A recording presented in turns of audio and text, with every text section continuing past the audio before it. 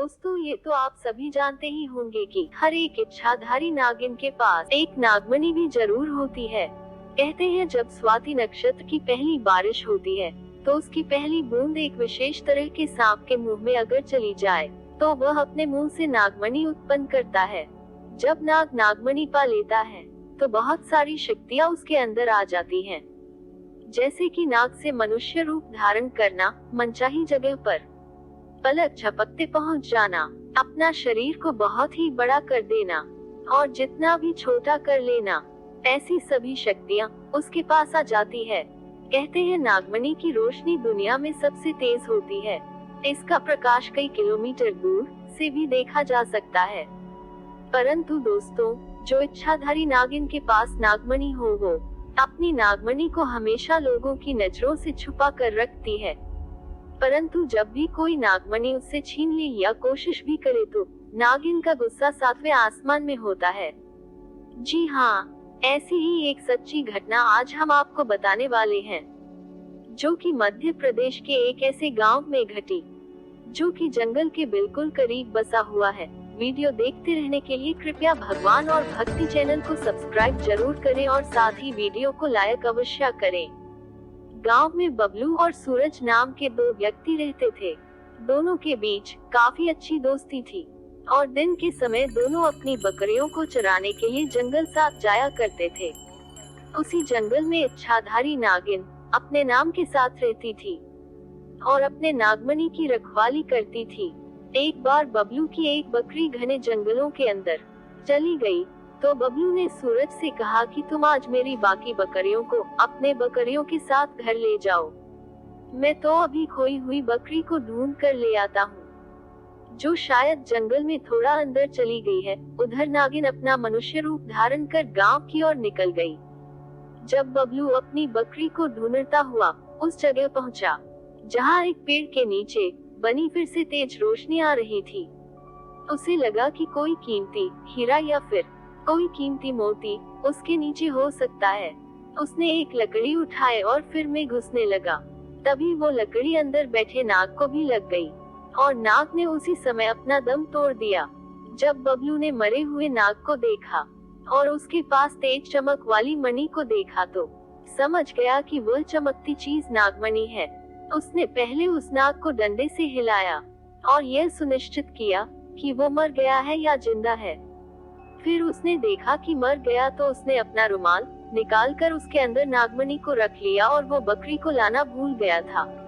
इतने में नागिन जंगल में वापस आ गई और नाग को मारा हुआ देख वह बहुत गुस्से में भर गई। उसने अपनी शक्ति का इस्तेमाल करते हुए नाग की आंख में देखा और जान लिया कि नाग को किसने मारा है। बबलू ने एक गलती यह कर दी कि उस नाग को वैसे ही छोड़ आया। वो उसके शरीर को कहीं दफन कर सकता था या फिर उसको जला सकता था। ऐसा करने से शायद नागिन को बबलू के बारे में पता नहीं चलता। दुनिया की सबसे शक्तिशाली चीज नागमणि हासिल कर बबलू बहुत खुश था और खुशी से नाच रहा था। घर पहुंचा तो सबसे पहले उसने नागमणि अपने हाथ में पकड़ी और यह इच्छा जताई थी उसकी खोई हुई बकरी उससे मिल जाए तो चमत्कार हुआ कि अगले ही पल वो बकरी उनके घर के दरवाजे पर थी। बबलू यह सब देखकर बहुत प्रसन्न हो गया। उसने नागमणि की सहायता से अपने घर को इस तरीके से बदल दिया कि वो गांव का सबसे अमीर आदमी बन चुका था। वो बहुत खुश रहने लगा और उसके कारोबार में तरक्की होती गई। कुछ समय ऐसे ही बीता और वही नागिन बबलू से बदला लेने के लिए बहुत बेकरार थी।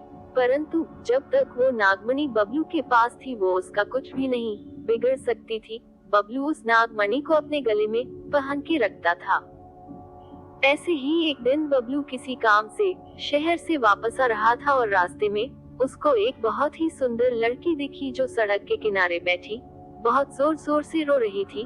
वो लड़की कोई और नहीं वही इच्छाधारी नागिन थी, जिसके नाग को बबलू ने मारा था और नागमणि छीन ली थी। बबलू ने तुरंत बैलगाड़ी रुकवाए और उस लड़की से पूछा कि तुम क्यों रो रही हो।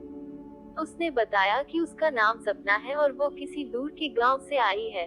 उसके पति ने उसको बहुत मारा और वो घर से भाग आई है। यह कहते हुए वो रोती रही बबलू उसकी सुंदरता से आकर्षित भी हुआ, उसे अपने साथ घर ले आया धीरे धीरे, और बबलू और सपना में दोस्ती शुरू हो गई, और दोस्ती से पता नहीं कब दोनों को एक दूसरे से प्रेम हो गया। एक दिन वो दोनों कहीं बाहर गए। सपना उसको बोली कि तुम कुछ समय के लिए मुझे अपने गले में पहनी ये चीज दिखा सकते हो, क्योंकि इसकी चमक मुझे बहुत अच्छी लगती है। मैं देखना चाहती हूँ कि आखिर मेरे गले पर ये किसी लगेगी। इस पर बबलू चिल्लाते हुए बोला, नहीं, मैं तुम्हें यह नहीं दे सकता, इसके बदले तुम कुछ भी मांग लो, मैं तुम्हें दे दूंगा। यह सुनते ही सपना रोने लगी और बोली कि तुम तो कहते थे कि तुम मुझसे प्यार करते हो, और मैंने बस तुम्हारे गले माला क्या मांग ली, इस चीज के लिए तुम मुझे मना कर रहे हो और मुझ पर गुस्सा कर रहे हो। मैं जानती हूँ कि तुम्हारे लिए मैं ज्यादा मायने नहीं रखती। यह सब सुन के बबलू ने अपने गले से मणि उतरी और सपना को देते हुए बोला कि ठीक है, परंतु सिर्फ कुछ समय के लिए। हाथ में नागमणि आते ही सपना ने नागिन का रूप धारण कर लिया और वो बहुत ही खतरनाक दिख रही थी। उसने विशाल रूप धारण किया और बबलू को कई बार डसा। तब तक वो DASTI रही जब तक बबलू की मृत्यु नहीं हो गई। तो दोस्तों, इस बात का ध्यान रखना चाहिए कि कभी भी नाग या नागिन को नहीं मारना चाहिए, और नागमणि को तो बिल्कुल भी नहीं छूना चाहिए। नागिन किसी न किसी तरीके से ऐसा करने वाले से बदला जरूर लेती है। ये भी कहा जाता है कि नागिन 7 जन्मों तक उस व्यक्ति से बदला लेती रहती है। तो दोस्तों, ऐसे इस नागिन ने अपने नाग का बदला बबलू से ले लिया और वो अपनी नागमणि लेके वापस जंगल की ओर लौट गई। आपको वीडियो पसंद आई हो तो कृपया कमेंट बॉक्स में हर हर महादेव जरूर लिखें, और साथ ही भगवान और भक्ति चैनल को सब्सक्राइब जरूर करें। धन्यवाद।